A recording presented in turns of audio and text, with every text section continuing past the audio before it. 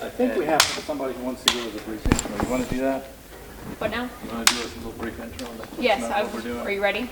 Yep, we are. All right. Hi, guys. Welcome to Cinematography. I want to introduce Erik Olsen here. So he's worked as a television news photojournalist for over a decade, and then he started his own photography and filmmaking business in the foothills of the Carolinas. And then I also want to introduce Trinity Greer over here, who's sitting.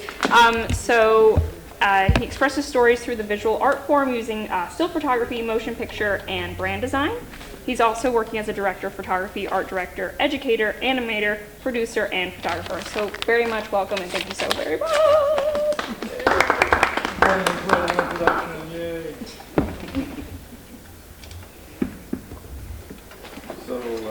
Yes. So let me get the camera set up real quick. And then the reason for the camera, and I hope that everybody can see the monitor, I'm going to have to probably scoot back a little bit, right? Bring the monitor forward, maybe. Or you got that.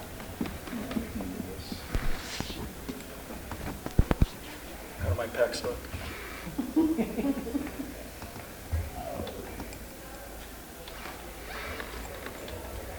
Can you stop it down to 2.8 or something?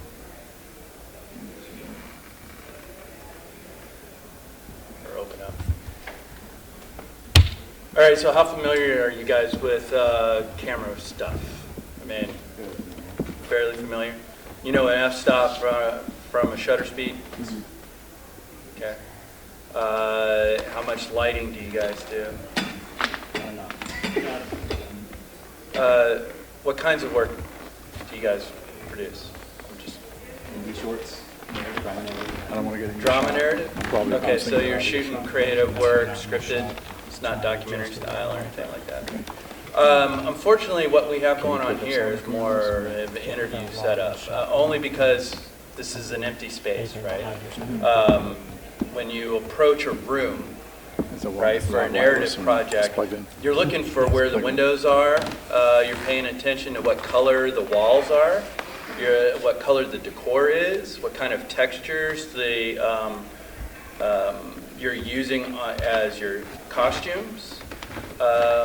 You're looking at whatever lights that are practical, which is anything that is going to be seen in camera is considered a practical light, right? These are lights that are supposed to not be seen, right? These are for shaping the scene. They're for controlling where sunlight's supposed to be going. It's simulating light. This is light that you're intending to see in the shot because how many people walk around in the dark, right? But this is just as important as that, right? You can light a whole film now because of the speed of the lens and how sensitive the camera sensors are. Basically, you don't need these lights as much anymore. These are for specific reasons why you would want to do it. Like if you've got a setup that is supposed to hold the same light all day long because you're shooting multiple takes and it's all supposed to be around noon, right? What happens as the day goes by? Where's the sun go? Exactly. And if you're on a partially cloudy day, what's something that you run into when you're filming something? Light. Exactly. So that's why you would use these appliances, right? I was watching a film, a TV show on Netflix, Devil in Ohio, and basically the whole thing is lit from window light, or at least that's how they pretend it for us, right? They have every practical light in the scene is turned off, and they're using the color of the countertops, which are white. In general, it's a white and light gray background paint on the walls in the house, you know? So they can get away with a lot less light because they're getting a lot more bounce light. That's something that you should think about. Direct light versus bounce light. Bounce light is more like what our real experience is, right? When you don't, unless you're standing directly facing the sun, you're not really getting a direct source. A direct source would be kind of like a stage light, right? Cinematic lighting is normally something that is feels less obvious. Hello? Hello. And this is Erik. You're not on camera. Do you want to be on camera? No, I don't want to be on camera. That's okay. Okay. just going to sit here and help fill in some gaps if there are any, but you're doing a good job. Thanks. Like, I've been doing this for 20 years, right? So there are different kinds of approaches to lighting. The more modern, big budget approach to lighting is, like I was commenting, it's about building it into the set design so that you don't ever have to deal with, oh, well, the camera is now on a steady cam and my director wants to do a single shot. In other words, he wants to move through a space in one single shot. Well, one of the ways you do that is you either have to light on the ceiling, and you got all these things that you're putting spreaders from wall to wall, and you're mounting things above, so it's all very toppy lighting, and you got to figure out how you're going to motivate the light around various rooms, right? So instead of doing that on, like, say, a sci-fi film, you get to design this imaginary place. So you can build in lights wherever you want. If you're shooting John Wick, one of the ways that they save money on set design is they turn all the lights off and throw neon colors everywhere, right? So when you're coming to your approach about lighting, you want to think holistically about what's going on in the frame. What is the story I'm trying to tell? How am I seducing the eye across the frame? And I'm using that word specifically because we're artists, right? We want to draw the eye where we want the eye to go, and where we don't want the eye is unimportant, right? We want contrast, we want shape, we want the colors to have meaning. So when you're thinking cinematography, and you're thinking about the design and the look of a film, right? That's all inclusive in the process. The other part of it is some people will get super focused on brands. I don't care what light I'm using, you know. A lot of this is aperture lights. I've used RE lights. I've used minimal. Those are just appliances. It's how you shape the light. What does that appliance give you in flexibility or specificity? So if there is something specific about a light, like if I'm using LED, I'm using LED because it's more versatile. I can probably get a multicolored LED light. Or I'll get a daylight and a tungsten light out of one of those things. Now, what does that mean to us anymore in the modern experience? It means nothing other than, is the light cool or warm? But back 10, 15 years ago, if you were trying to match daylight, you wanted a bluer light. If you were trying to match what people used as incandescent bulbs in their house, then you would want to have something that's warmer, a tungsten colored light. So that's where that stuff came from, but nowadays you can use it as a way to design the scene as you see it. You can use mixed color temperatures. Back there, that's more tungsten, right? That's more red. That is simulating going closer to candlelight. And then let's talk about a particular project, House of Cards.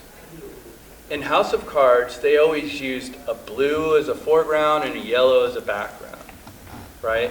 So that's one of the ways that you can use mixed color temperatures. And if you have one appliance that can do both, then that way you can kind of experiment on set. So that's why you would want something that is a bicolor, right? But whenever you're getting flexibility, you're losing punch or power. Reasons to use HMIs. HMIs produce a lot of power on the light head. In other words, there's the ratio of the amount of light that reaches a person is pretty high. But they take a long time to warm up, and if for some reason you lose power, they take some time to get back to the original color temperature, right? So you have to be aware of the tools you're using. And why would I use an HMI versus modern day LED? Well, maybe I can get HMIs for cheaper. What was top of the line 5 years ago is now obsolete. But obsolete does not mean useless. Obsolete means cheap. So if I want a light using tungsten lights, which they hog up a lot of power, they produce a lot of heat, but the way they produce heat and light is beautiful on skin tones because it brings blood to the surface because you're warm, right? And that makes it look like you're in love. See, that's the thing about lighting. You want to use the appliances that are going to generate the emotionality that you're trying to communicate visually. Because we see emotions on others, right? You feel them when you're in their presence, but you see it with your eyes. Is their face tensing up? What colors are they wearing? You know, if you find yourself getting annoyed with someone, look around the room, see what kind of paint colors are there. Right? Is it just all the noise that you're getting? Is it because you're upset? Or is there something visual in the frame that is encouraging you to feel that way? I mean, when you go to a restaurant, there's a reason why they use certain colors on walls. When you go to a hospital, there's a reason why they use certain colors on walls. We kind of tune that stuff out. But those colors have meanings to us that are cultural. And where we put the light and the quality of that light communicates something about atmosphere. It communicates something about the time of day, you know. Those are all things that you take into account as a cinematographer when you're looking at a script and it says, interior, twilight. What color is twilight? Is it morning twilight? Evening twilight? If you have a series of afternoon shots, well, is it afternoon under an overhang in a shaded tree? Or is it afternoon in a house with the sun beating down in a car and that's bouncing light through a window? Right? So you get this strange specular highlight on their face. Those are things that you can use to make your project go from, well, I can see everybody, to, I feel like I'm in this experience.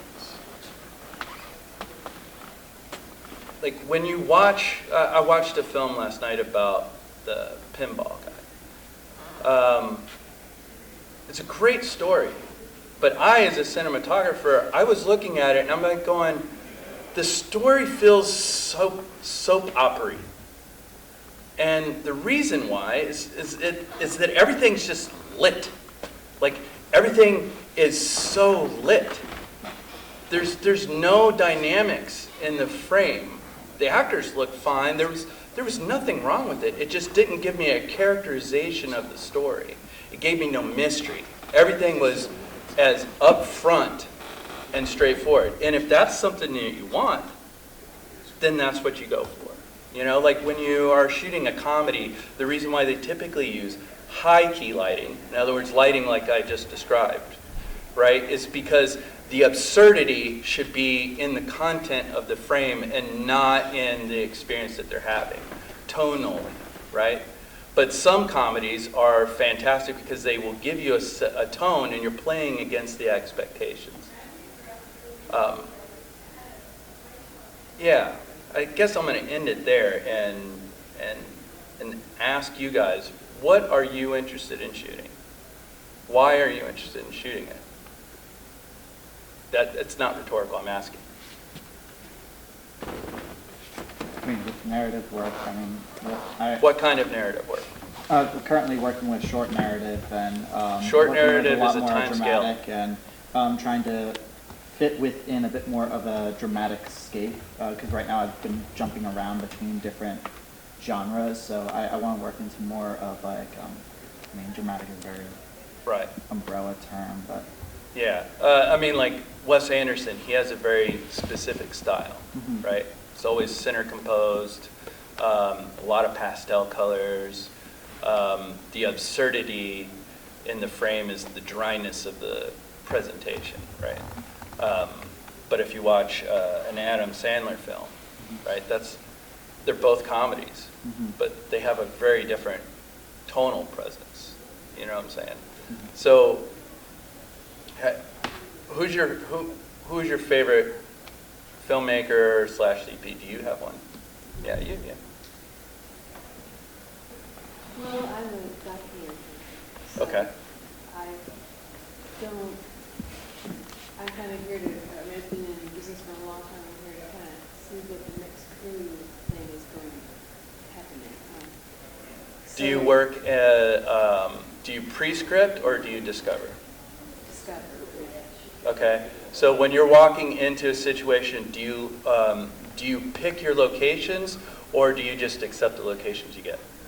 Just for the interviews, just to sit down, I do pick locations and live and spring and then, Gotcha.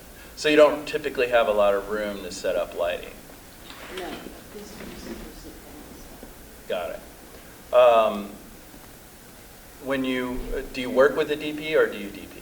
stuff. When I'm doing tiny projects, I do my own stuff, but I also, for bigger projects, I do. How do you approach to lighting in that situation? I don't have an answer to that one. Okay. Okay, well, I put you on the spot. It was, you're here to learn. I'm just asking questions.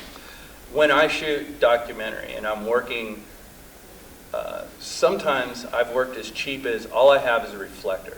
So I find a window and orientate the character that I'm interviewing to the window, and I have a reflector, and that's throwing me some light if I have a camera that can allow the tonal contrast between a backlight, right? Sometimes in a documentary, I was working with a boxer, and we had access to a boxing ring. And I wanted to get the subject for the interview back in the mindset of being in the ring and being under the lights. So I lit it as if it was a boxing fight, right?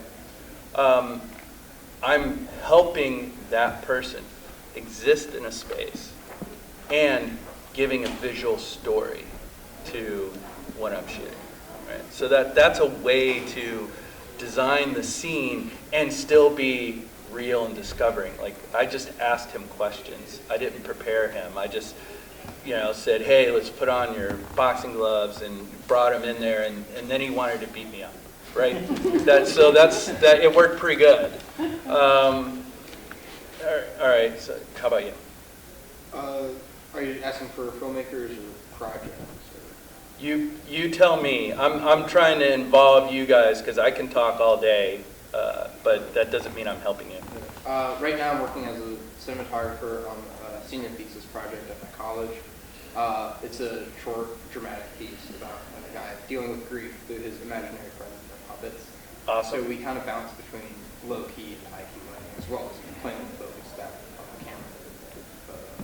So what are the challenges that you're finding? Are you in pre-production or are you in production? We are in late pre-production. We shoot a week and a half from now. Okay. So what is your visual approach? So we have a very distinct line between the real world and the imaginary world that he kind of bounces between. So it was finding how to have that switch without doing dramatic lighting changes or dramatic visual shifts, and rather just highlighting elements. In the imaginary world, we wanted to go, because his puppet imaginary friends also come from the TV show that he grew up with. Right. So we are aiming for a high-key kind of studio-style lighting and also camera angle. And then in the real world, it's more low-key practical lighting, as well as a shallower depth of field. Whereas in that imaginary world, it's that deep focus where you just see everything. Right. Okay, cool. Good approach. How about you? Yeah, you. I feel like I'm very inspired by a lot of Hiro Murai's work. He shot like a lot of what Childish Gambino does for like Atlanta and his music videos. So like a very grainy filmic approach. What does filmic mean to you? I guess organic and traditional, if that makes sense. Not that there's anything not traditional or not organic about digital filmmaking, but... Okay, you mean film meaning actual shot on film. Yeah. Got it, okay. Because like these terms, cinematic, filmic, what does that mean? Right. It just means, probably what they mean is dramatic lighting, or doesn't feel like news, right? But you can use a news style lighting in a story that's a drama, right? Because maybe it's about a newscaster that's losing their crap on TV, right? I'm mad as hell and I'm not going to take anymore, right? So when we're using these terms, it's tough to leave them loose. But I appreciate the fact that you specified film. Now, in a filmic look, are you talking about you want the grain, you want to see the noise in the frame? Is that what you? Yes, but I guess I maybe might have misspoke. More so, like, I really want contrasting, like, heavy darks, heavy, like, almost chiaroscuro-esque. Okay. In, like, a lot of dramatic. So you want a lot of contrast. Contrast, exactly. Right? Contrast is the word you want, where you have deep blacks and bright whites, you know? And noir uses that because noir didn't have a lot of money and they had to use these tungsten almost stage lights, right? That's where that look comes from. It's coming from solving a problem. They could only afford cheap film. And the sets had to be obscured in blackness. And so that's why you see shadows, right? So when we're thinking about style, sometimes style is a solution and it's not really about style. So if you can look at old stuff and go, oh, there's something here that I like, and then bring it into new stuff. I mean, John Wick I would call neon noir, right? Because they use it, everything's shot mostly at night because you wet the streets and you can get a lot of reflected like details, right? The buildings look cooler. You don't see the things you don't want to see at night because you only see where the light falls, right? A daytime version of that is a little bit more difficult to pull off. So the question comes in, how am I going to make neon noir in the daylight? How do I solve that problem? I don't know the answer. Watch John Wick. They probably solved it. But anyone else? You work as a grip, right? Yeah. Grip. How much? What do you typically? What is your toolbox for solving a problem? How do you solve it? In the terms of lighting, or? Well, like, I mean, that was a bad question. That was on me. I set you up for failure on that.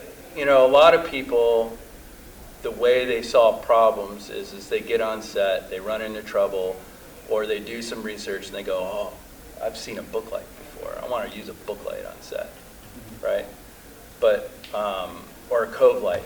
You know, Roger Deakins, he uses cove lights, and he'll just do foam core on the floor, throw Muslim over it, and then he points lights down into that so it reflects up into the space, and he sets it far enough back that it gives it more of a general illumination instead of a floor up illumination, right? And he loves that trick, but that's not the only thing he does, you know. So all of us, it's like you walk into a problem, you don't have what you need, you solve the problem, and it looks pretty good, and then now you have technique. So you have had a, pardon me. Go ahead. If you look up the term filmmaking in the dictionary, I'm sure most of you know exactly how that's defined. Problem solving. If you look up the word filmmaking, it's probably because, like you said, you come to a situation and your director asks for a certain look because the part of the story wants to create a certain look, either book light, soft light, dramatic with a lot of deep shadows. Look at this monitor here, you see him just slightly lit from one side, and then having a little bit of coming in from behind, because if I wouldn't have the backlight, the dark side would disappear in the background. So that's why I put a little light in there. What's my motivation? Well, I have a motivation. I have that yellow 70s lamp sitting here. That could be my motivation, to have that light there. I mean, if I would turn that off. Are we okay to get into some practical things? Yeah, let's do it. If I were to turn this off, just to give you an idea of what that would do. See here, the dark side of his face, his left ear sort of disappears into darkness. And with this little scratch here, I call it a scratch, you can call it whatever you want to call it. Braking light. Rim light. Yeah. You know, we can intensify it. But I like it just a little tiny bit, you know. just enough to where it makes sense. And then since we have tungsten back there, which you can do also, with these bicolored lights, we don't use gels anymore. We don't have to. We can just crank it up. We can just go, look at that. Did you see that? So, there's my motivation for having that little rim light. So if your director asks you, well, I got this problem, I need to light this scene, and I want soft light. I don't want that harsh light, like he was explaining earlier, with a lot of deep shadows, and you can see every little detail. This is a way to achieve that. And then having those little China balls back there gives us some other element to fill that dead space, because otherwise it'll be just a black hole in there. So, we're trying to figure out how can we compose this entire image, this box that he's sitting in right now, with some interesting things without losing focus on. Somebody's cleaning up the lights. I just turned on. Oh, you did that. Oh, he has these cool bulbs. Yeah, I mean, you can just, I lost a train of my thought. But, you create that depth with background without losing focus on the main subject, like a character who's sitting there and camera is delivering a line or something like that. But the book light is often used. If you want to really, really go soft, I mean, often you can just bounce a single source light into a whiteboard and get that same effect. But what we do, we actually hit the lamp. Let me show you what we did. Bare bulb right into, of course, position is not perfect, but the idea is there, right? We're reflecting light, and then we're diffusing it with a little bit of diffusion, half Greer, 8 You can get shower curtains much cheaper than I paid for this thing, and it'll do the same thing, right? Bed sheets and And you call that a book light? Yes. So it's in the corner? Yeah. So one of the things you can do, if you're working cheap, because you're a student filmmaker, right? Take a light, you point it up in the corner, if you've got a white ceiling, white walls, point it in the corner of the ceiling, and now you're illuminating the room without having to have a direct source. I've done that plenty of times. Yeah. I mean, that's pretty standard practice. Sometimes you just point it straight up at the ceiling. Sometimes you point it down at the floor. If you're doing an interrogation room scene, hopefully you have a shiny table or a white table, and you just light straight down. That way you get the deep shadowy pockets in the eyes, and you get the reflected table to fill in the shadow, right? Yeah, go ahead. So with the different types of diffusion, like this being the book light, and then like other kinds, like where it's just like the grid lights that kind of break it up, how do you decide, I guess, what kind of diffusion you're using? Like, what are the different... Well, when you're using like egg crate, right? Egg crate is you see the crosshatch, right? When you put it on a light, it comes with a lot of different lights now. That is controlling the directionality of your light. Because light moves, the more diffusion on it, the more global it spreads, right? These things back there, that's a general illumination. So it's like 360 degrees of light. If you put a grid on something, it's not lighting over here and over here. It's just going in one direction. So you can have this soft quality, put a grid on, and it controls spill on either side. Same thing with doing a curtain. If you have, I don't want to call it a China ball, but now that's stuck in my head. On some sets, that would be considered racist, right? Paper lantern. Yeah, thank you, paper lantern. Thank you so much. I mean, it's a traditional way of referring to it. A lot of people have said it, but it's like saying cockpit instead of flight deck, right? It's just terminology. But yeah, the light grid, the grid that's on there, that's about controlling it. It's like when you put a polarizer on a lens, right? If you, depending on which way you rotate the polarizer, if the light's coming at a certain angle, it gets rid of glare. If you have a circular polarizer, it'll get rid of the glare. And when you rotate it the other way, you get more glare. And when you have a double polarizer, that's when you can get some, you can really kind of control light because you're controlling it two directions, right? That's like how Peter McKinnon's polarizer works, but I digress. So grids, egg crates, you can also use, like the thing that we're not showing you is negative fill. This is all pretty positive. Do you have a black flag? Yes, I have a black flag. Up here? Right here. Oh, that's still down there? Yeah. You get a floppy or a straight? That's the ultra bounce. Hey. How are you? Great. Do you want a floppy or no? It doesn't matter. Just one that you can, and then you can fly it in. So,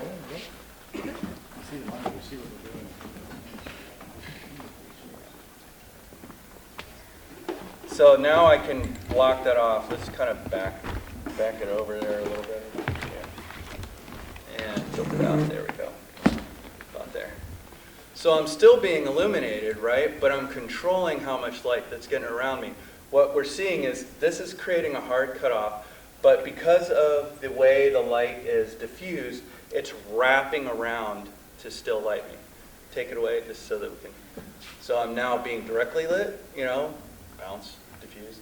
And he can kind of wiggle that in and out and find, like, controls intensity. Can you all see the screen okay with that? Camera's in the shot a little bit, I can pull that back. But if also, if I'm going to go around this other side now. well, if you'll put that right back there where it was, I want to point out one little detail that we maybe Go ahead. want to talk about. If you would just lightly give him a little bit more, right there, stop it. You see how it's bottom lit? Because a lot of that book light is spilling on the floor, and you see what color the floor is? It's wood. So he's get that warm tone coming in from the bottom. Often what we would like to do for lighting a book light or having that is put black here on the floor to keep that, flag that off as well by using either a flag or just some black cloth for that on there, so it keeps it from coming from the bottom and strictly from the side. And if you notice here, even my hand is a reflector. Yeah. Right? Like if you look there, you can see that my hand is reflecting light.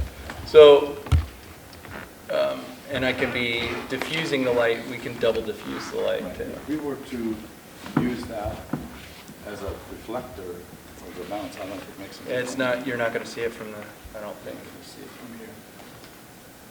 A little bit. A little bit. Yeah, a little Just bit. a slight little bit. Mm-hmm. Often what you might want to consider also is to use a single light source and then using some sort of a bounce, either a card or cardboard or something like that, or a silver or a shiny board. Yeah, like this raking light. Let's kill that.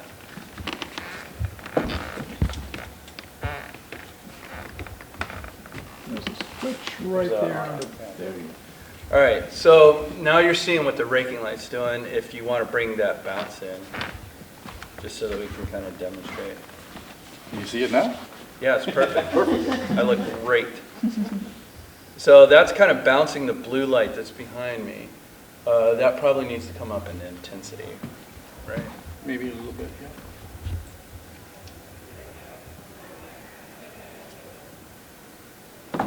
There, see what, right there, that's kind of giving me a little bit something. This is a whole different look, you know? This is like I'm meeting in a dark alley to do a deal. Right? I mean, I don't do that often, but I have filmed people doing deals. Fictionally, of course, fictionally. But yeah, it's all about what are we trying to communicate in the scene. One of the things that I'm hating lately is a lot of people are doing night for day. And it just looks underexposed to me because they're using the bright light of day and then they're throwing filters on it to make it look like it's night. And the reason why you do that is because it's hard to film at night and it requires certain kinds of equipment to make it look like it's real moonlight. It requires a condor. People have to be up overnight, or you have to shoot on. You know what I mean? Like there's reasons to do it. I personally just hate it. Like that's just not an option I want to do as a DP. I want to shoot at night. I want to create a moonlight source that's cool, and and I want to work in that world. But actors don't like to be up overnight. Yeah, go ahead. So for a lot of scenes, for example, if it is a night scene, and if there's a scene that's meant to be underexposed or overexposed at certain points, are you wanting to do that practically on set whenever you're doing that? Is that something where you want to light it where in post-production they have that ability to have more control of it? That's a tough question. Normally when you're like bleach bypass is a processing of film. And that was something that, like Fistful of Dollars, Clint Eastwood film is bleach bypass. And they intentionally underexposed it, and they used a chemical process to bring light back into the exposure. So like if you've worked in Lightroom and you've taken a dark photo in RAW and then you pumped up you know, the exposure on it, that's basically a bleach bypass approach digitally. So you can do that because you want to increase your noise, and the noise is typically in film looks like graininess. In video, it looks like something else, right? So, you know, I'm always careful about if I'm going to make a hard choice like that, I test it and I make sure everybody's agreed to it and signed off on it, and this is the way we're going to do it. Because if I'm just doing it to cover my ass, then I'm not doing my job, right? But, you know, baking things in with today's digital color, it's a risky move. You know, if you're shooting, it depends on what you're shooting for. Like, if you're shooting for you and you're trying to streamline your post-process and you know that you're going to love whatever you're going to do and you expect it to happen, then bake it in. You know, save yourself the pain of coming up with a post workflow, because every scene in post is going to have different complications if you're trying to apply a similar look, right? But if the camera is set up and filming it live in the settings that you're comfortable with, then you're seeing on set exactly what it's going to look like. So it always comes down to, if I'm shooting commercially where someone's paying me and there's a lot of risk, then I'm going to protect against the risk. If I am doing something where I am the final decider, then I'll bake it in. You know, there's things to be said for using filters in front of glass, right? There's a reason why you do it. You know, Pro Mist used to be a filter that people would throw in front of things, because if you haze everything, hazing is, or atmosphere is the other word it is, it's where you just pump a bunch of particulate into the air, right? And that's how you get shafts of light, is normally you have a fogger and it's producing atmosphere, it's not actually producing fog. Fogs, those are kind of two different animals. Or if you're in a dusty location, there's naturally a lot of hazing going on. If you're outside, typically you use a fogger, because the fogger holds together a little bit thicker, doesn't kind of blow away, you know. And other than making everybody miserable and have a sore throat and, you know, full nose, it makes everything look great, right? But it can make it miserable to operate on set. So that's the other thing you have to balance. Like, yeah, I really want to have this look, but everybody has to be on board, because they're going to have to breathe that crap the whole time. You know? And the smoke detectors, I'm sure you've had experiences constantly screaming at you, and you just have to... Yeah, it depends on if they're heat-based or if they're a visual system, you know. A tech scout is important. Like, you need to know, where is your power, where are you going to run power cords? How much power, where is the breaker box? Like, in old school tungsten days, I would set up maybe 2 lights and then I might be blowing a circuit breaker. Nowadays, I can throw, you know, like we have a 600 in here, and that sucker doesn't even pull half of, or maybe 10 amps, right? And if you're a DP, understanding how electricity works and how house electricity works is very important. Also, if you're shooting things and you understand how certain, I'm going to recommend that you get a gaffer, because none of you are advanced enough. But you can tie into streetlights, right? So you're shooting on a location, you want to fake a streetlight look, but the streetlight is that way. If you got enough cable, you can go unscrew the power box and splice into the city power, and you don't have to run a generator, right? That's stuff I did in Philly. when I was shooting on the streets in Philly. We literally bought a street lamp thing from Home Depot and set it up on a C-stand and then would steal power from whatever. I mean, we would borrow power without asking permission. But those kinds of things, you need to also make sure your producers are aware that they can run interference if someone starts walking up. You know, whatever it is you're doing, I recommend that you do the safest and the most appropriate thing, and you can ignore both of those if you choose. Right? I mean, that's what your gaffer, that's why a gaffer is important. They're your electrician. They know what light appliances do what. And your grips are the ones that make sure that things are safe and that they're not going to fall on your talent's head. And between the two of them, you can solve pretty much every problem as a DP. It's important to have crew. I know everybody loves being a one-person man. I want to be able to do it all. But if you're doing it all, you're not doing it very well. So if you can find ways to build a crew, it doesn't have to be 25 people. It just has to be someone who can carry something, who's going to pay attention to making sure that no one's going to get hurt. That's a grip. Someone who understands what lights are going to do the thing you need it to do, that's your gaffer. Do you need a generator? Your gaffer can answer that question. Right? A DP is mostly concerned about the art. Or at least as a DP that I am. I mean, the other thing is as you start working with people, there are directors that will step all in to the camera part of the process because they understand the camera, they're comfortable with it, they're nerds on that kind of stuff. That's who I am.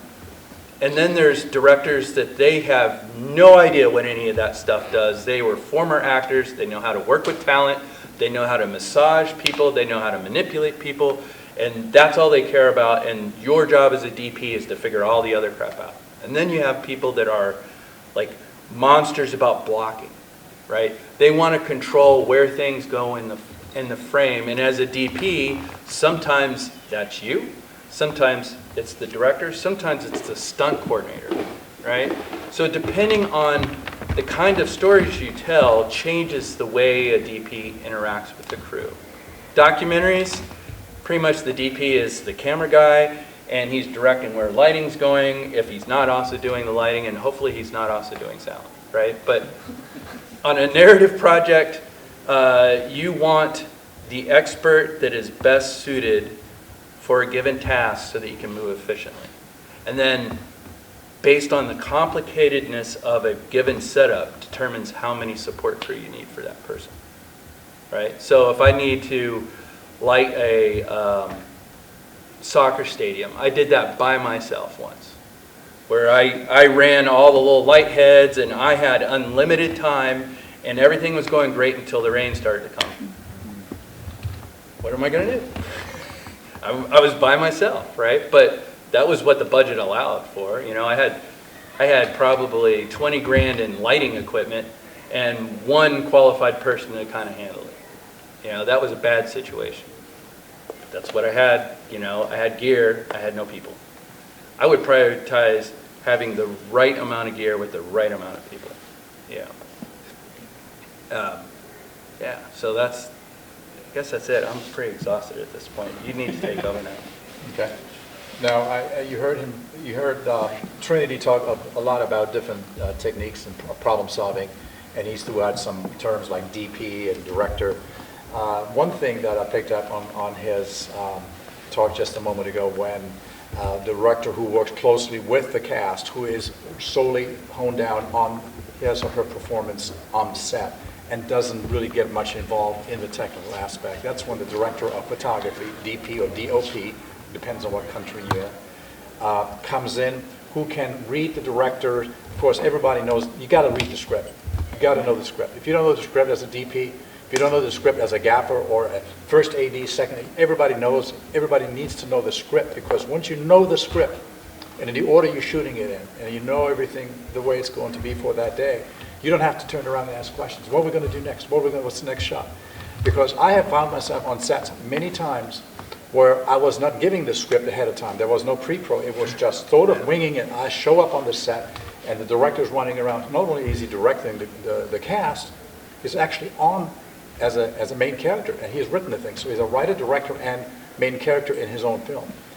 And then he has a DP, a director of photography, who sort of needs to get in his head to figure out, okay, how are we going to depict this scene, this story that he's trying to tell? And then he or she as a DP comes in and then needs to communicate with the gaffer, who is the person who is responsible for plugging things in, the electricity. As he said, it's always good to pre-scout situations. When you're in a commercial building and you have smoke detectors who are actually connected to a sprinkler system, and you use a fogger and it's going to go off and you're going to get rained on. You're going to have rain just like you had in the soccer field, but you're going to be inside of a place and you're going to mess up everything. Or if you put a light too close to a fire, yes, a smoke detector, because the heat from the lamp can set it off. Even LED lamps will get hot. They will get hot, and that's just the way it is. Where was I going? So the director really works closely with the DP because the director knows the kind of look they're looking for. I was talking to this gentleman just yesterday after Linda's little spiel, which was excellent, by the way. If you had a chance to hear that, that was really good. A lot of people, 95% of the people that you meet, you ask, what do you want to do in this industry? I want to direct. I'm a writer, and I think I can write. I think I can direct. I want to be a director, and that's what I want to do.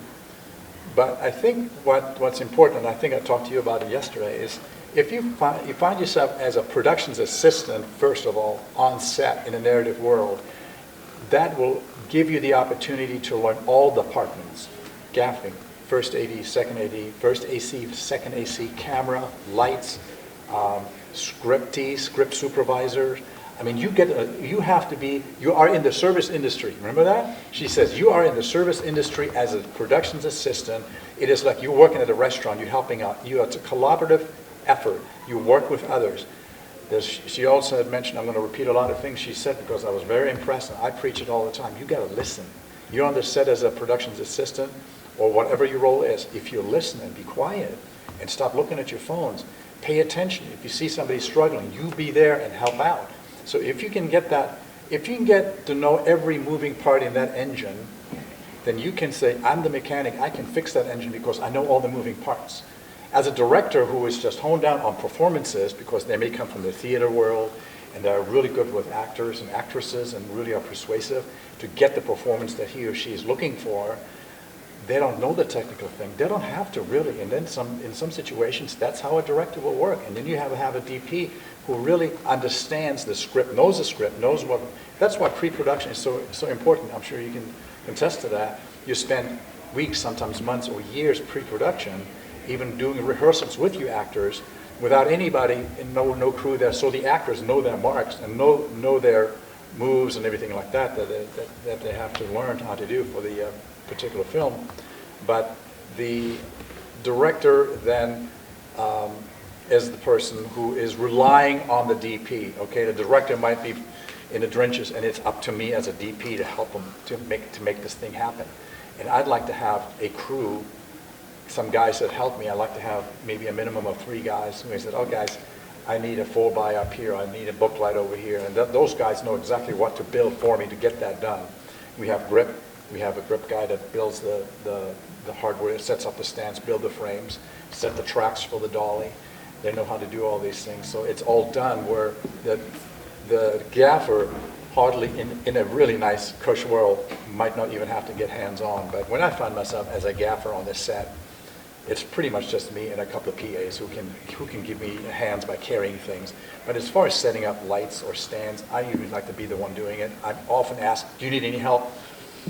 I said, nah, I got this, thanks. Although I would love to have help, but again, getting help from one who is not experienced or not familiar, I should say, with the light, because there's so many different models. The buttons are in different places, and we don't know how this one works or that works. I know how all these things work, and that's when we're setting up.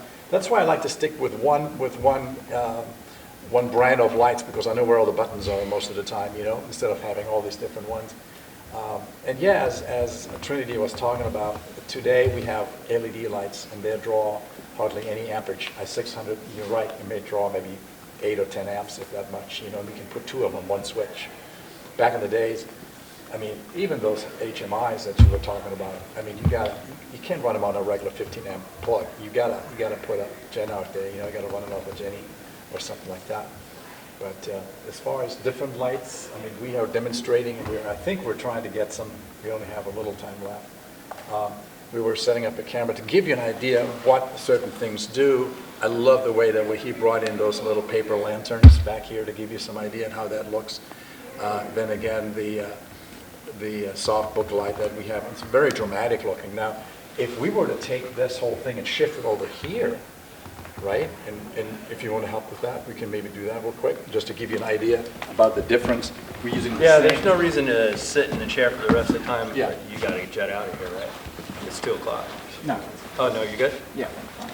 Yeah, actually, we're until 2:30, right? Isn't that right?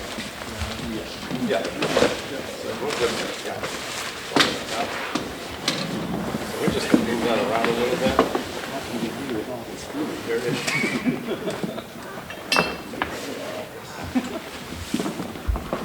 I was going to grab. Just a quick heads up about things. When you're on set and you're going to turn a lamp on or off, strike it, right? Call striking. That way people understand they don't look at the light when you're turning it on and then now they're blind, If you're carrying something that has a pointed on it, you call hot points. That way you don't skewer someone, right? So when you're part of being the technical crew is just safety, making sure, a lot of times if you're dealing with wood floors, you want to have a bunch of tennis balls that you cut holes in and then you slide them on the bottom of your feet so that you don't scuff up people's floors. I made the mistake one time. I was on $1 million yacht, had brand new wood finish, and I set up a nice warm tungsten light next to the cabinet. I'm like going, why does it smell like sandalwood in here? I almost set a cabinet on fire, So you got to be cognizant of the world around you and pay attention.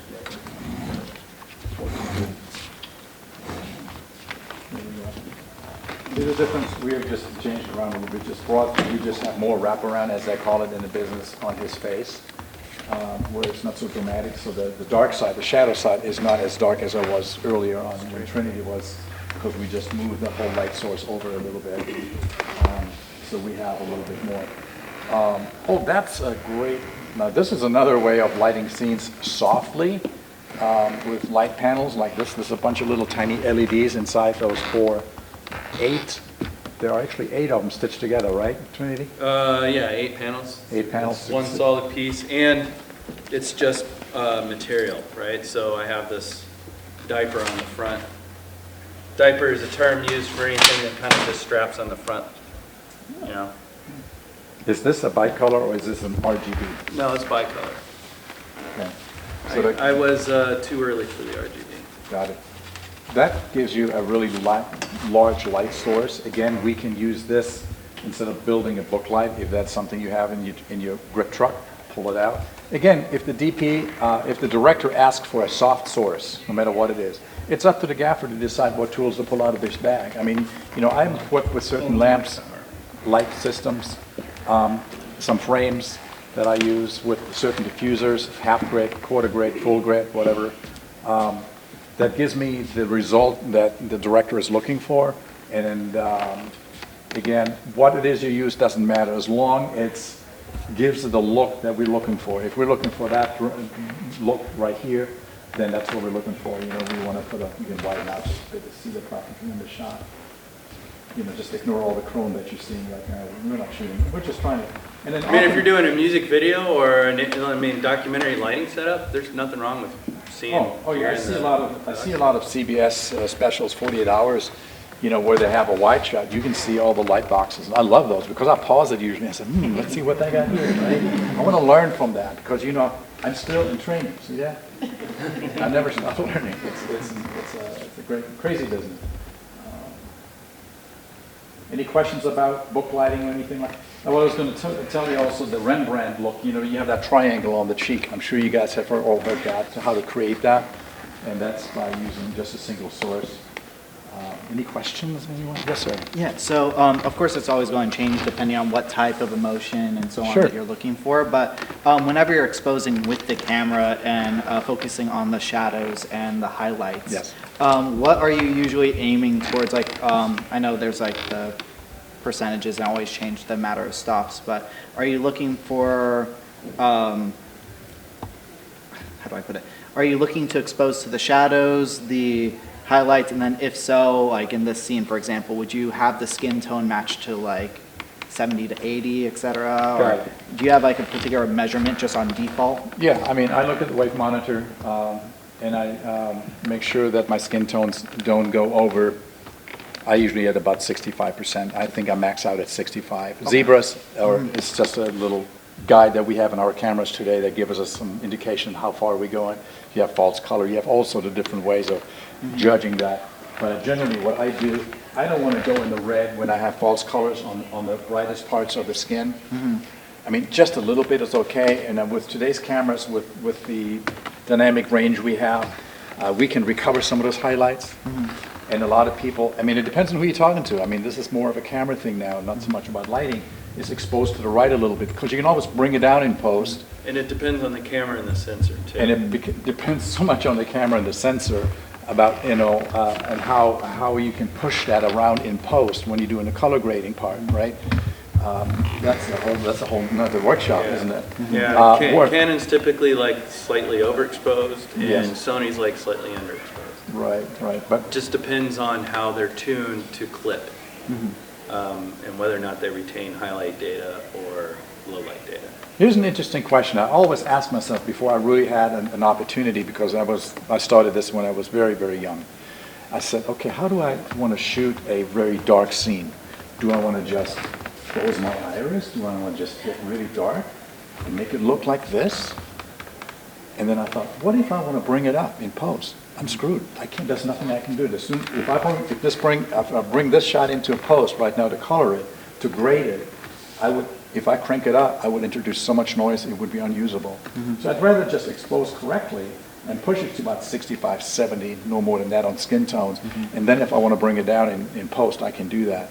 I can take this, for instance, and go, let's see, it depends on, see, now I can create a night scene. Moonlight is not really blue, but if I want to create a night scene, I can just change the white balance on the camera. And this tungsten light you see here is no longer tungsten, it's now cool, right? So I can change that in camera as well. And so this is, let's see, where are we here?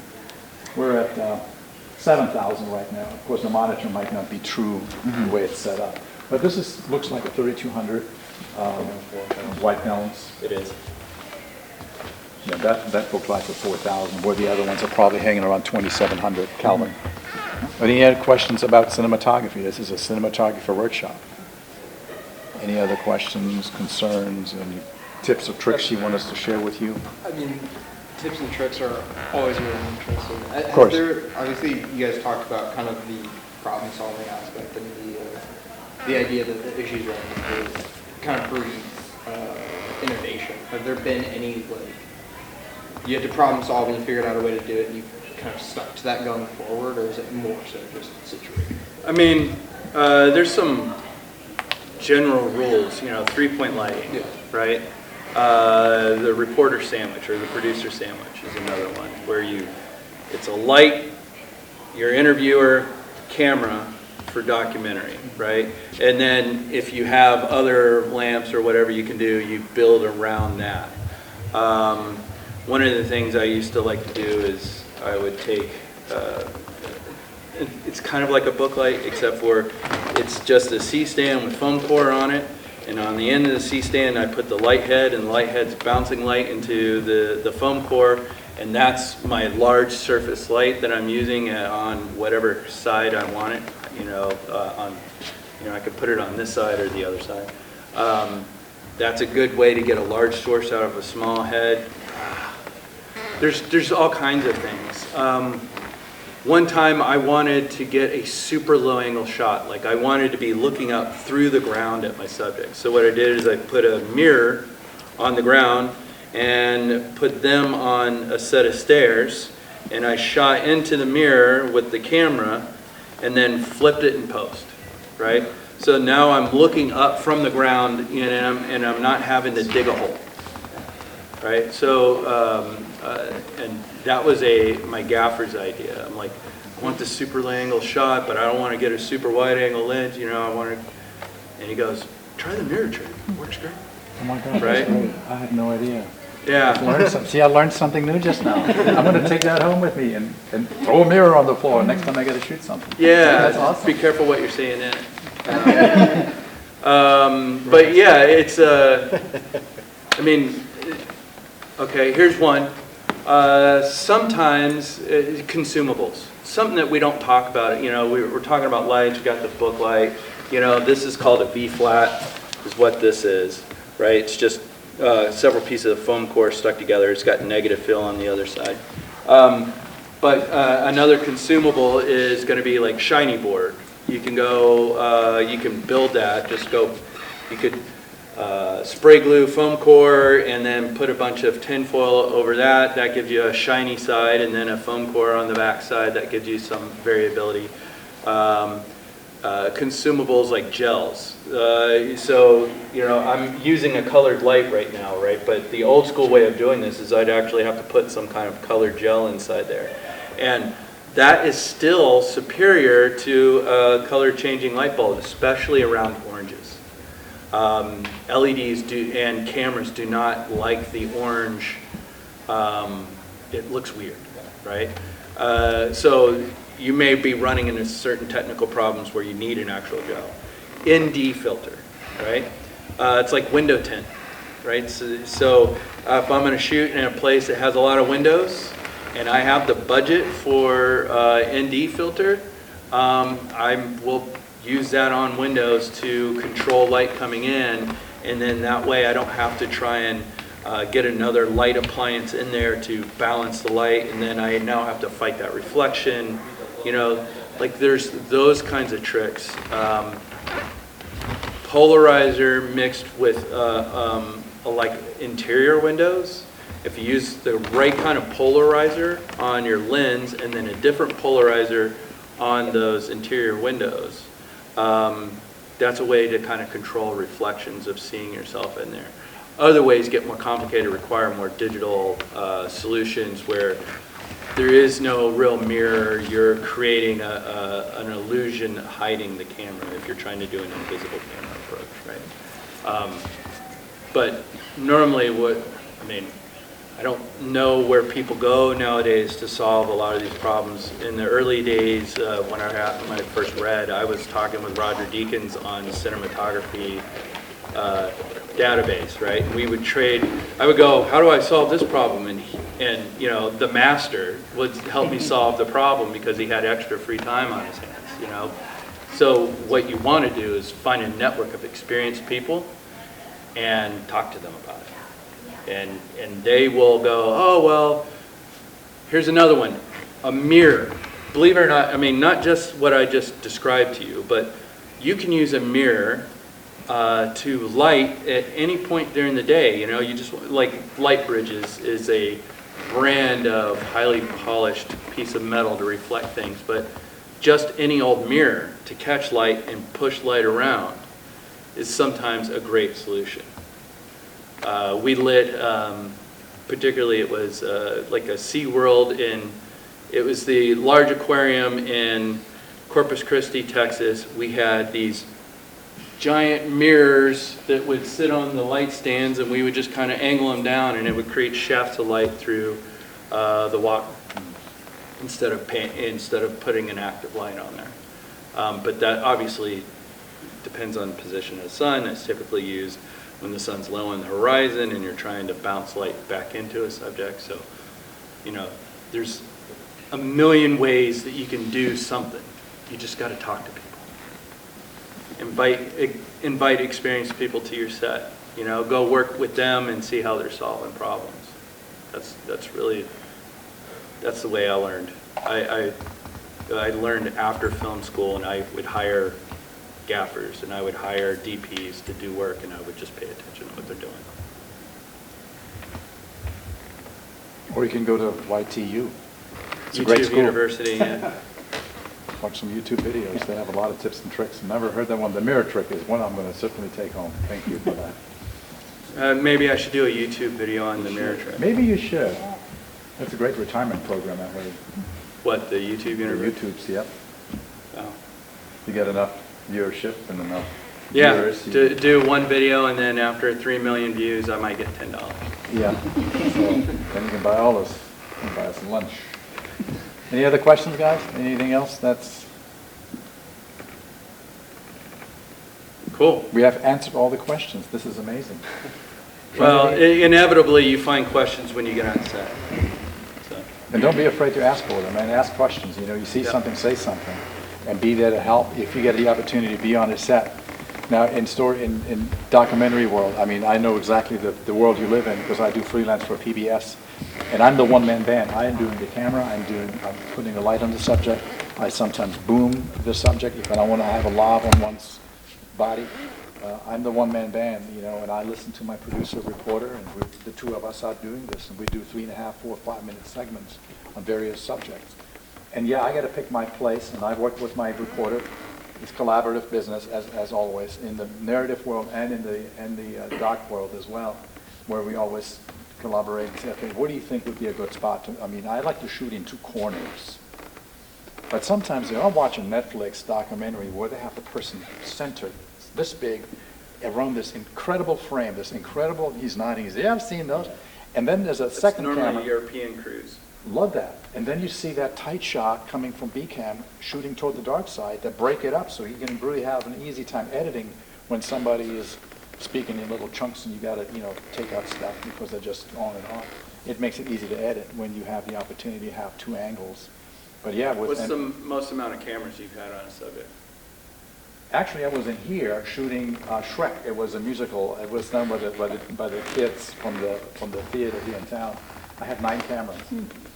I had them all locked down except the first camera. I mean, I could have put people on all the cameras, but every time you put a person behind the camera, they are most likely to want to move it or do something.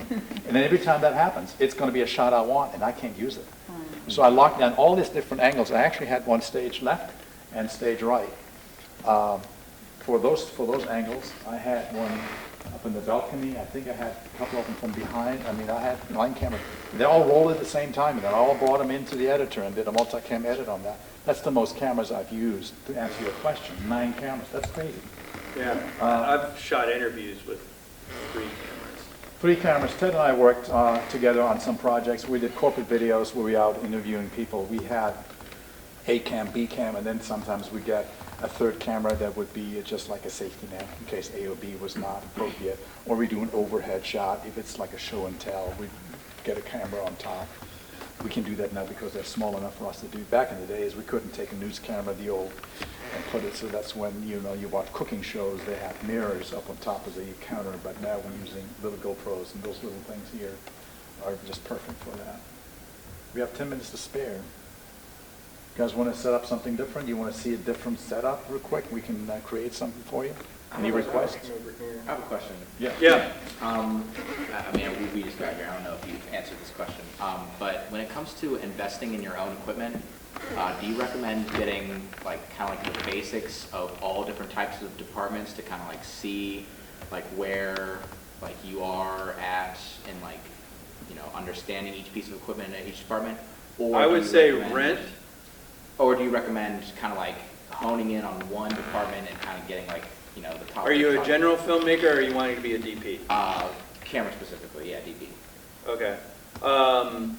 As a director of photography, I would say rent things. And that way you can play with them and you're not locked into eating that loss. Yeah. Now, things are cheap enough nowadays where it feels like, oh, I should buy this because I can do it. But if you're not really sure this is the right thing for you, right? Like, why lock you in? Because it's going to be obsolete probably in 6 months, right? The next thing is going to be coming out, and now you've already spent your money and you're locked into the thing you own. That being said, start out with a basic 3-light kit. Get some, if you can get an RGB, one RGB unit, do one RGB unit and then have the other two be either a daylight or a bicolor. That gives you the most flexibility there.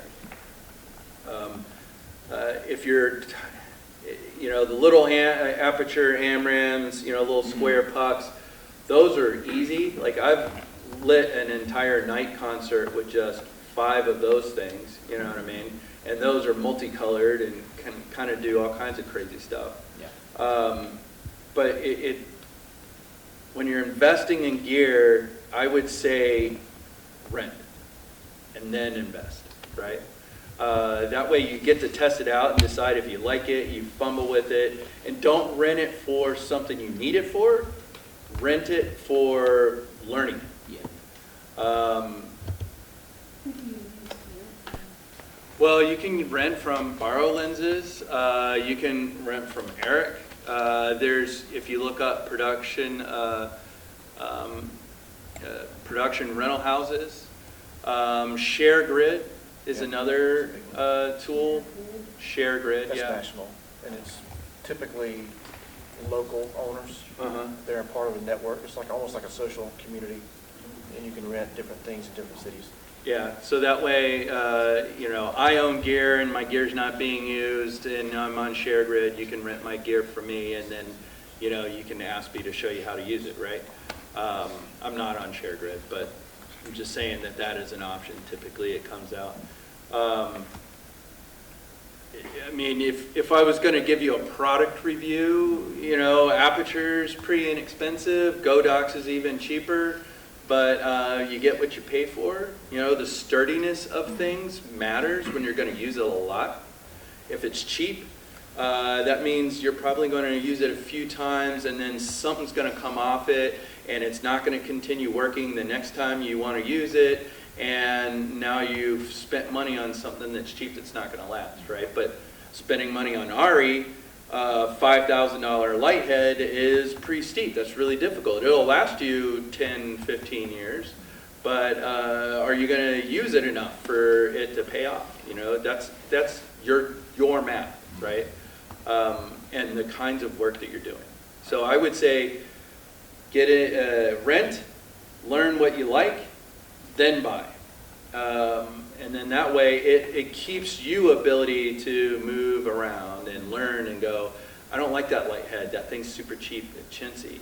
Oh, well, this brand is an off-brand, but this brand seems to work all the time whenever I tested it out, right? YouTube reviews only take you so far because most of the time they're setting up in a studio, or maybe they used it, for 2 days out on set. That is not like 6 months of use, and you find out that the battery attachment that you expect to use all the time comes apart, right? And then it's about buying replacement pieces. Yeah. You had a question. It was a smaller one. Have you worked with like the 200-watt aperture lights, like the Armorman ones? That's what this book light is. How sturdy are those compared to like the 300-watt ones? That's his light head. So how sturdy is it? Amaran 200s, the 60s, and all the Amaran equipment that Aperture is introducing to us to have is lesser expensive. It's made out of cheaper material. It is not a good lamp to have in a rental house because when people rent things, sometimes they're not as kind to these things as there should be, and it's getting thrown around. Sometimes it falls, it'll bust on you. You have to be very careful. I use a lot of Amaran product. In fact, I got 2 of those 200s, I got 2 60s, I got the tubes. I got all this Amaran because it's affordable. Plus, I just recently bought the Amaran 300C, which is the RGB version. Yeah. And then you have the Aperture lamps. And these are the 600s. They're made to be outside in the rain. If you had those during a soccer field setup, you would have been fine. Yeah, it was mostly 300. But to answer the question that I'm hearing from these gentlemen who decided to come join us, after all. Is that if you, look at equipment like a toolbox of things. You're hired as a carpenter and you're gonna show up to build a house. What tools are you gonna bring to the job, right? As a DP, and you probably are asking about what camera gear do you think I need to have? What lenses do you think I need to have? With technology like this, yes, rent it. Another good way to find out what's what is show up on sets if you have the opportunity to be on someone's set. Just push yourself on the set somewhere. Say, hey, you guys making a movie? Let me just hang out. and maybe help out a little bit, be a PA, whatever. But see what other people are using. Collaborate with the community, the film community that you might be part of it. I don't know if you're still in school or if you're out just putzing around trying to make this thing work, and that's all good. You probably have a camera as good as any camera in your pocket right now that you can use to tell a story with, right? Your iPhone or whatever it is you might have in your pocket. The camera quality is like incredibly insane. Right. So, I mean, nobody's going to stop you to tell a story if you have a story to tell, if that is who you are. Even as a DP, and you can tell a visual story. You don't have to have a script. You just have a concept, and you shoot, and you shoot certain scenes, and you put them all together in a certain order like a slideshow. The beginning and the end and all the stuff that goes in between. And how you cut it and how it plays is a story. You put something in front of it, and they're going to enjoy it, and they're going to say, hey, that's something else, use something. And, you know, if you have that kind of talent, let it come out. Do it, just keep doing it, because if you don't do it, you're never going to get there. I mean, that's what everybody preaches this whole weekend long. You got to go out and do it. But rent. If it's technology, I would rent. I bought all my, I've never rented a thing. You know, stands, for instance, I mean, a light stand is not going to change 18 months from now. It's going to be the same thing. I mean, buy C-stands. You know, buy those, have those sitting around if you have a truck big enough. The bigger your truck, the more stuff you're going to buy, right? I got a little tiny van that's up front. You know, I put all this stuff in there, but I don't want to get a bigger truck because then I have to buy more stuff. And who's going to pay for it? They're going to pay for it, right? Somebody is. I mean, the reality is you just take the risk and decide if you can pay it off. Like if you have a project that can, you can go, well, 6% of this project I can use to buy gear, right? And the rest of it I can live off that number. Then that's typically how I buy gear. Yes, reinvest. Put it it back back go, into the well, I've business. got X amount of projects coming up this year. You know, 8 weeks of work or 12 weeks of work, and I'm going to make Xity squashity thousands of dollars, so I can buy a new lens, or I can buy this new light head that I know that I'm going to be able to use because I used it 3 other times, and now I'm using it all the time, right? The problem I run into, and the reason why I'm recommending renting, is because sometimes I'll shoot a narrative project that requires a whole different kit than a 3-point interview kit. If I'm doing a corporate documentary project, then all I need is enough lighting to light an interview, to fill up the room if I'm shooting something where I'm shooting B-roll. But for the most part, you know, I don't need a whole lot to get that done. You know, it's more about, do I have good sound? Do I have, you know, a good post process to get the thing complete? Those are typically those kind of concerns. If I'm shooting a narrative film, then, you know, I can't use this in every shot, right? Like this is great. I can put it in a window so I can control light coming in a window. So, but this is one tool, and I might need to light an entire house, right? So then I'm looking at, well, how do I augment what I have so I can control my budget? If I am being paid to shoot a multi-$1,000 commercial, you know, like not multi-thousand, but like $100,000 commercial or $200,000 commercial, then I'm playing in a whole different world, right? Then I have to have a certain level of gear to justify what I'm paying, getting paid. Or I have a certain level of responsibility. It's about mitigating risk at that point. Like if I have an AMRAM and something goes wrong with it on set, do I have 2 more to make sure that I can solve the problem instead of have to lose money, right?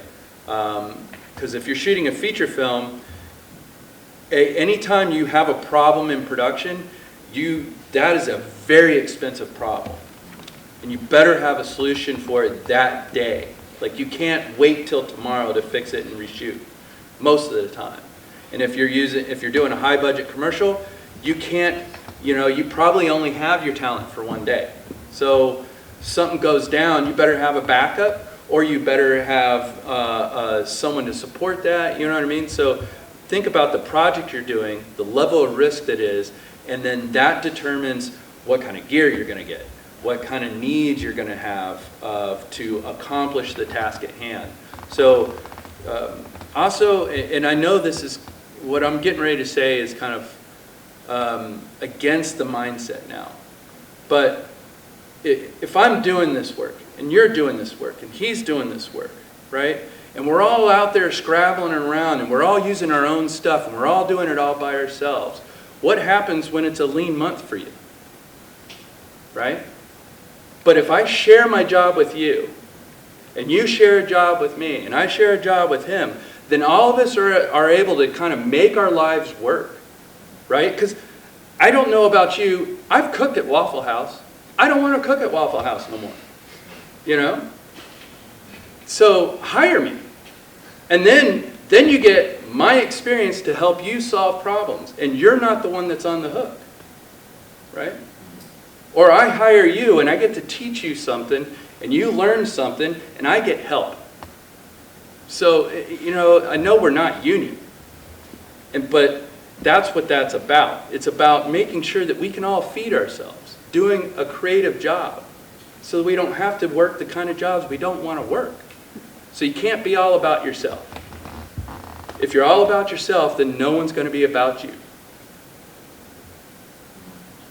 Hire him. Hire me.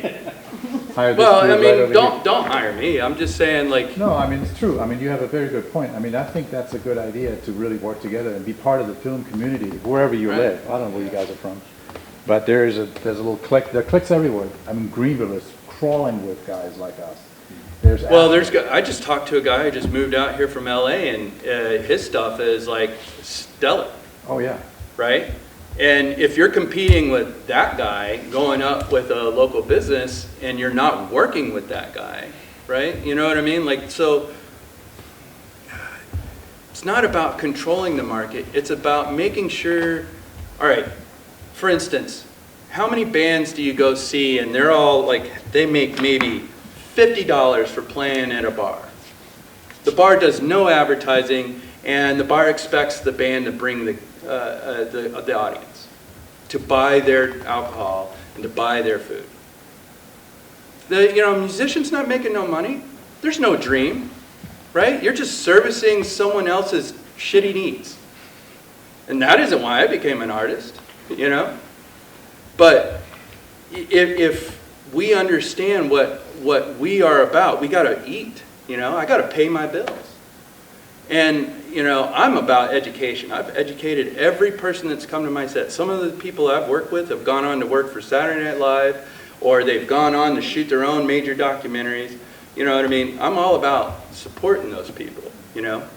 But when I'm scrabbling to get a job and I'm competing for someone who's cutting my legs out from underneath me and they don't know what they're doing, that makes me feel a certain way. You know? Think about not you in 6 months. Think about you in 5 years. How do you want your life to be? Right? I mean, I got 20 years doing this. You're just getting started. Yeah. Well, I'm transitioning. I don't even want to necessarily do DP work anymore. Like, I'm moving on to other things. But, you know, Erik, he's got all that gear, and, you know, he loves to use it for people. You should hire him.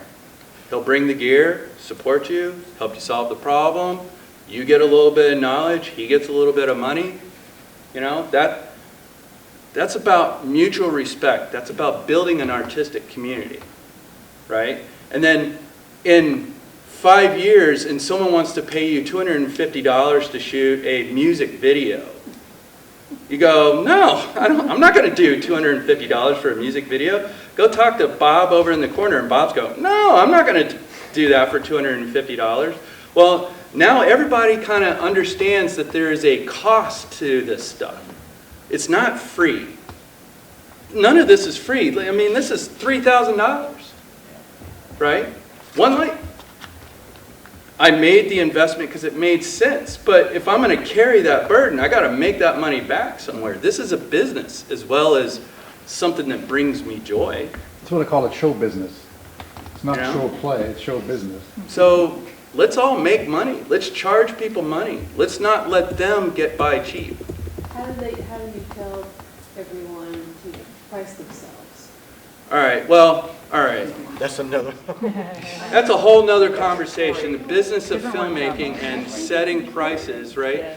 Like, The way I got educated is I hired people who were experts, and they told me how much they were going to charge, and I go, can I get a deal? And they would explain to me, like, what's going on. Like, if you want me to do something for you for cheap, then I get more creative out of it, right? I get more control. If you want me to be a button pusher, then I charge you more money, right? So that's part of what's going on, but a base rate for a DP, like someone who's responsible for camera and understands what they're doing, should be about $500. Now, if they're starting to bring gear, it could be upwards around $1,500. It just depends on, like, horses for courses. Like, what are they doing and what level of risk is there for the job not getting done? How much support do you need? If I'm doing a 3-man crew, $1,500 feels about right, you know? Now, is that what I charge my friend that I'm helping with their documentary? No, that's what I charge someone that is spending money that isn't in the business with me, you know? I may come work for you for, let's say my rate is $900. I'll take off $300 because I'm working with you and I want to help you build your business, right? You know, those aren't real numbers. I'm just giving you nice round ideas of things. I mean, a gaffer that I work with, he's $550, and you know, whatever he stuffs in his Saturn is what you get to work with on the day. Now, some people will nickel and dime you as they pull things out because they're like, this cost me X, this cost me X, this cost me X. I'm going to bring it so that if we need it. But since you don't know what you want, I'm going to charge you a piece, right?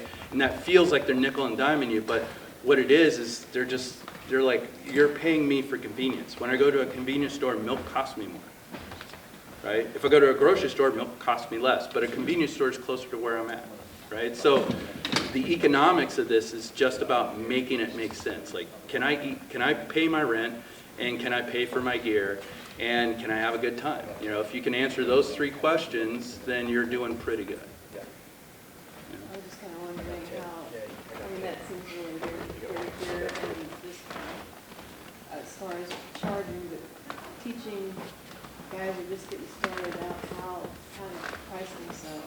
You know? Yeah, I mean, since it's not union, it's a non-union state, how do you? Well, there's always the rule about when it's about free, it's because I don't know what I'm doing, right? So I'm lowering your risk so that I can get experience, right?